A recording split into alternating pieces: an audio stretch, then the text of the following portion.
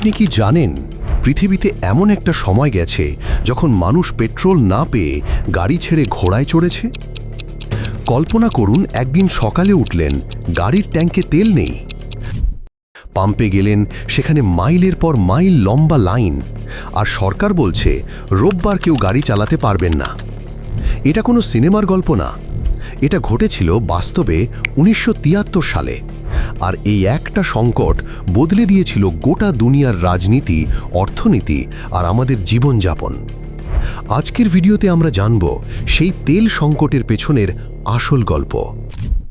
1973 সালের অক্টোবর, মিশর আর সিরিয়া একসাথে ইসরায়েলে হামলা করল।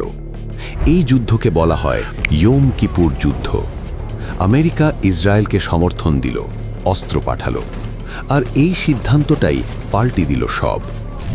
আরব তেল উৎপাদনকারী দেশগুলো সৌদি আরব, ইরাক, কুয়েট, লিবিয়া মিলে ঘোষণা দিল আমেরিকা ও তার মিত্রদের কাছে আর তেল বিক্রি হবে না। এটা ছিল ইতিহাসের প্রথম তেল অস্ত্র ব্যবহার। এর আগে এক ব্যারেল তেলের দাম ছিল মাত্র $3। নিষেধাজ্ঞার পর মাত্র কয়েক মাসে সেটা হয়ে গেল $12, প্রায় 4 গুণ বেশি। আমেরিকায় দেখা গেল অবিশ্বাস্য দৃশ্য। পেট্রোল স্টেশনের রাত থেকে লাইন দিয়ে মানুষ অপেক্ষা করছে। অনেক স্টেশন বন্ধ হয়ে গেল, কারণ তেলই নেই। জোর বিজোড় নম্বর প্লেট অনুযায়ী ভিন্ন দিনে তেল দেওয়া হচ্ছে। নেদারল্যান্ডে রোববার গাড়ি চালানো নিষিদ্ধ করা হলো। ইউরোপ, জাপান সবাই একই রকম সংকটে পড়ল। সদ্য স্বাধীন বাংলাদেশ তখন মাত্র 2 বছরের দেশ। যুদ্ধবিধ্বস্ত অর্থনীতি, আর তার মধ্যেই বিশ্ববাজারে তেলের দাম 4 গুণ। কৃষিতে সেচের জন্য ডিজেল, পরিবহনে জ্বালানি, কলকারখানায় বিদ্যুৎ, সব কিছুর খরচ হঠাৎ বেড়ে গেল। মূল্যস্ফীতি ছাড়িয়ে গেল। সাধারণ মানুষের জীবন আরও কঠিন হয়ে পড়ল। এই সংকট থেকে পশ্চিমা দেশগুলো একটা বড় শিক্ষা নিল। এক জায়গার ওপর এতটা নির্ভরশীল থাকা যাবে না। শুরু হলো পারমাণবিক বিদ্যুৎ কেন্দ্র তৈরির হিড়িক, কয়লা ও প্রাকৃতিক গ্যাসের ব্যবহার বাড়ানো, জ্বালানি সাশ্রয়ী গাড়ি তৈরিতে বিনিয়োগ। এখানেই জাপানি ছোট গাড়ি বাজার জিতে নেয়।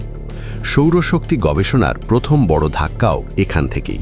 আর তৈরি হলো IEA, আন্তর্জাতিক জ্বালানি সংস্থা, যেটা আজও কাজ করছে। 2022 সালে রাশিয়া ইউক্রেন যুদ্ধের সময় আবার দেখলাম একই ছবি।